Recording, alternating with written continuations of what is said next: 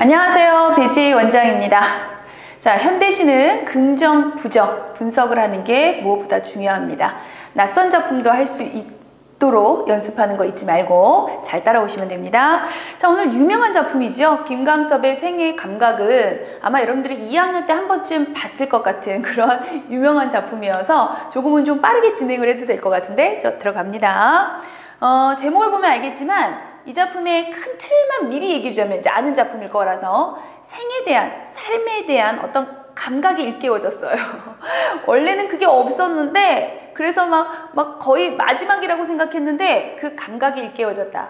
사실 이거 김광섭이 실제로 아플 때 너무나 많이 한참을 앓고 일어났답니다. 그래서 아프다가 그래서 이제 막 뭔가 이 세상이 다 끝나는 것 같은 그런 느낌을 갖다가 이제 회복이 되고 나서 어느 순간 딱 무언가를 보고 이제 좀 삶을 살아볼까? 살 것 같다, 사는 것 같다 뭐 이런 느낌을 받고 쓴 작품이라고는 해요. 근데 뭐 어찌됐건 우리는 그런 배경 지식을 외운다거나 배경 지식으로부터 시를 추론하면 안 됩니다. 그건 내가 수업이니까 해주는 거지 우리는 시 자체를 놓고 긍정 부정 연습을 하고 그리고 이 시에서 중요하게 다루어지는 걸 체크하는 거 그렇게 쫓아오는 게 중요합니다. 자, 출발할게요.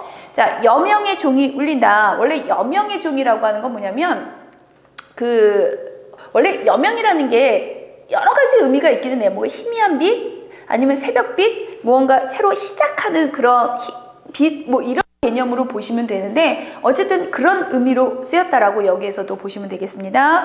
여러분들 밑에 현재와 과거로 나누어져 있는 이렇게 현재 거기 여러분들 교재에 나누어져 있죠? 과거로 나누어져 있는 거 그거 밑에다가 제가 쓸 거니까 우선 쓰면서 쫓아와. 여명의 종이 울린다, 니은다, 니은다 이니까 현재 맞죠? 그런데 여명은 아까도 얘기했지만 뭔가 새벽의 빛, 무언가 시작하는 빛인데 그것에 종이 울린다라는 표현을 썼다는 건 이게 우선 현재형인 거 보여주려고 쓴 거야. 울린다라고 썼다는 건 사실은 감각이 전이 된 거죠. 빛인데 눈으로 보는 건데 그게 울려요, 종소리처럼 들려요 라고 했으니까 감각이 전이 됐어요 라고 할 때 공감각 심상입니다. 다시 감각의 전이가 쓰였습니다. 그래도 되는 거고 공감각적 심상이 쓰였습니다. 이래도 되는 거고 원래는 여명의 빛, 시각을 얘기하고 싶은데 마치 청각처럼 얘기했어요. 그럴 때 시각의 청각화다라고 해도 되는 거고 내가 모든 걸 다 꼼꼼하게 필기해 줄 수 없기 때문에 설사 내가 필기하지 않더라도 여러분들은 최대한 쓸 수 있다면 쓰세요. 필기하시면 쫓아오시는 겁니다. 자, 어쨌든 뭔가 여명의 종이 울리고요. 새벽별이 반짝이고 사람들이 같이 산답니다. 새벽별, 여명의 종이니까 새벽에 막 뭔가 별이 뜨고 그 다음에 사람들이 살긴 사는데 같이 살아요. 우선 표면만 볼까? 새벽별은 눈으로 보이는 거니까 시각적인 이미지고 사람들이 함께 같이 산다라고 할 때 우리는 공동체 의식이 있습니다. 공동체적 삶을 삽니다. 뭐 이런 표현을 쓰거든요. 우선 제가 그냥 써봤어요. 그리고 닭이 울고 개가 짖는다. 자, 닭은 왜 아침에 새벽이 되면 꼭 끼어하고 울면서 뭔가 시작하는 활기찬 느낌? 개가 짖는 것도 마찬가지야. 무언가 이제 시작의 개념을 느껴주게 만드는데 뭐가 됐건 그 두 개를 통해서 청각적 이미지가 느껴지네요. 지금 여러분들 물론 이 작품이 되게 쉬운 작품이라 많이들 봤을 거라서 근데 또 처음 보는 학생도 있고 하니까 쉬운 작품이라 나 그냥 해도 되긴 하지만 그래도 나는 너희 알잖아. 긍정 부정을 도출해내겠다. 분석해내겠다를 연습을 시키는 게 내 목적이야. 내가 생애의 감각이란 이런 작품이야 라고 해서 설명하고 있는 거 맞고 이걸 아주 꼼꼼하게 설명은 해줘요. 여러분들 내신도 시험 봐야 되니까. 하지만 그럼에도 나는 여러분들이 도출해내는 능력을 키우는 게 중요하기 때문에 처음부터 긍정 부정 안 하는 거예요. 지금까지 이것만 가지고는 사실은 뭐 어느 게 긍정이다 부정이다 말하기가 좀 어려워. 그래서 더 갈게요. 오는 사람도 있고요. 가는 사람도 있고. 왜 보통 새벽에 전경을 보면 그렇잖아. 막 오가는 사람 막 자기 일 하려고 막 다 가고 막 출근도 하고 막 그래. 그런데 오는 사람이 내게로 오고요. 가는 사람이 다 내게서 가고 있죠.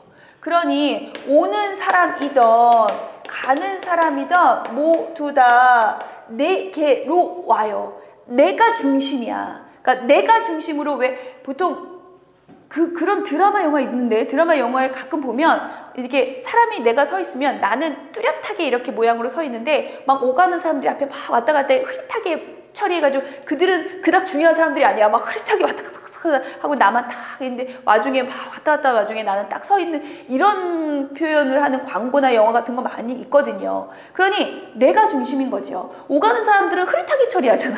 중요하지도 않아. 누군지도 몰라. 아무개들이야. 이런 거. 그러니 모두 다 내게로 온다. 그러니 여기서 얘기하고 싶은 건 이 세상의 중심은 나야, 화자인 나야인 것 가지고 있는 인식을 좀 뚜렷하게 보여주죠.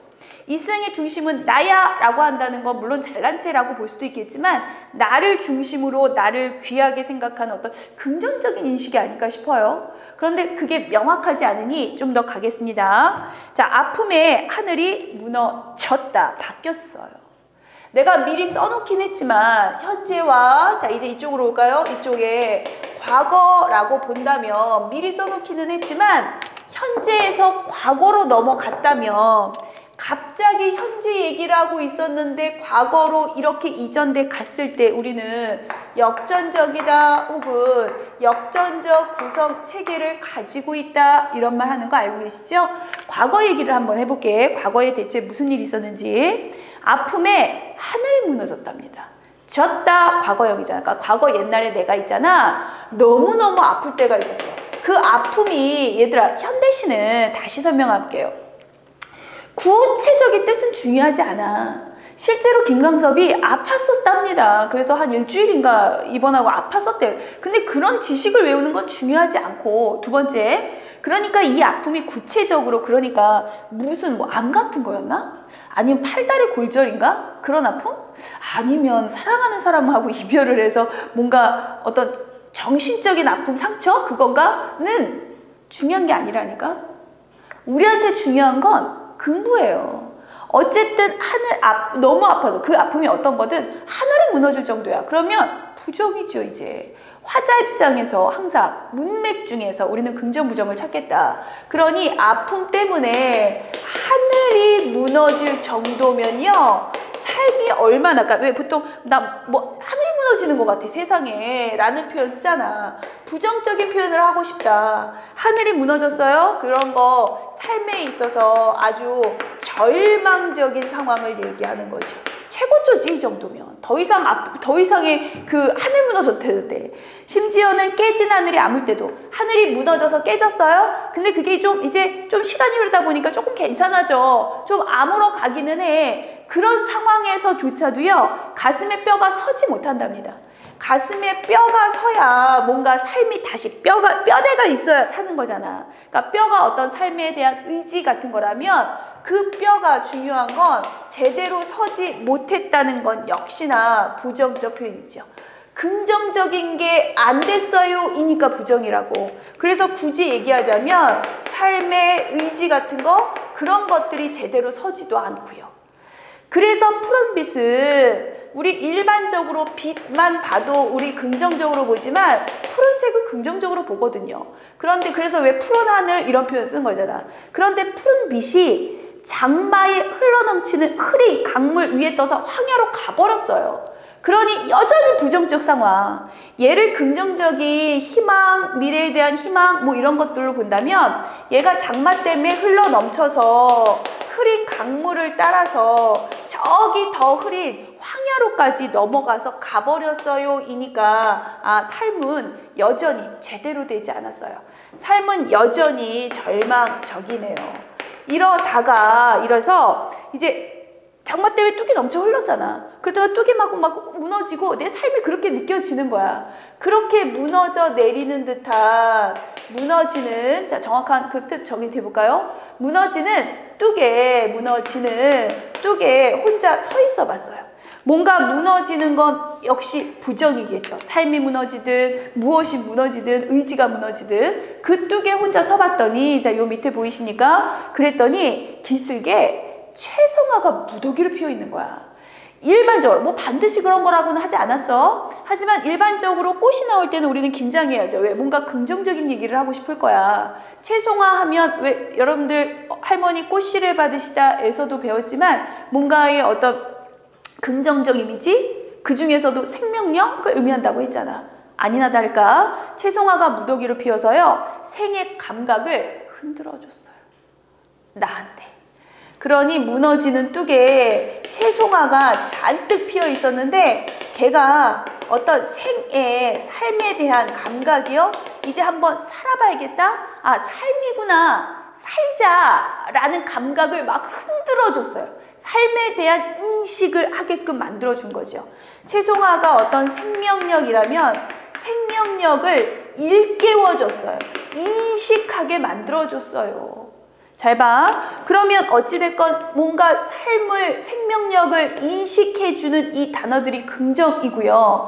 이제 인식이 과거에 무너졌었지만 삶에 대한 감각이 일깨워졌어요. 그리고 나서 얘가 이렇게 그리고 나서 삶에 대한 감각을 느끼면서 현재로 온 거잖아. 삶에 대한 감각을 느끼고 보니까 뭔가 여명해져. 새롭게 시작을 하는 무언가 새롭게 부활을 하는 이미지, 무언가 이제 나 시작할 수 있겠구나. 새벽이라고 하는 건 모든 하루의 첫 스타트, 시작이잖아. 새롭게 시작하고 무언가 살 수 있겠구나. 그래서 새벽별 이럴 때 긍정이죠. 지금 긍정적 이미지를 얘기하고 싶으니까 사람들이 우리는 같이 사는 거야. 뭔가 함께 살고 그 속에서의 어떤 포근함? 그래서 닭개가 울면서 뭔가 긍정적인 느낌? 심지어 오고 가는 사람들이 모두 다 나를 중심으로. 그러니까 이 세상의 중심은 나야. 살만해. 이제 한번 살아볼까? 라는 생각이 들었다는 뜻이죠. 그래서 어떤 생에 대한 감각. 제목이 그래서 생의 감각이에요.를 일깨워지더라. 자, 과거 얘기가 미리 나오지 않고 그래서 역전적 구성이라는 것이 아주 독특한 구성 중에 하나고요. 왜? 특징 알아둬야 되니까. 두 번째는 어찌됐든 과거 이렇게 아픔이 채송화를 통해서 감각이 일깨워져서 현재 와서 이렇게 긍정적인 모습이 됐다더라. 이렇게 구별하시는 게 매우 중요한 작품입니다. 사실 알고 있었던 작품이지? 자, 여러분들 제가 교재에 부분 중요한 거 해놨으니까 가로친 것은 제가 이 부분을 다 한 거예요. 그걸 보고 잘 기록을 할 수 있도록 하고, 자, 어찌됐건 EBS에서 얘기한 건 우리 좀 확인하고 갈 필요가 있잖아. 확인해야 된다라는 거 잊지 마시고요. 자, EBS 걸 잠깐 볼까요? EBS 내가 빨간색으로 써놓은 걸 보면 1년에서 말하고 싶은 거는 뭐냐면 1년 이렇게 묶어놨어. 청각적 심상과 시각적 심상을 활용해서 맞죠? 이렇게 보면서 아, 맞네. 그래, 이 선지가 이래서 이렇게 표현된 거구나 라고 정확하게 인지하면서 읽고 인지되어야 나중에 이게 활용되어서 수능에 나왔을 때 아, 이거 맞고 하고 체크하는 능력이 생겨요.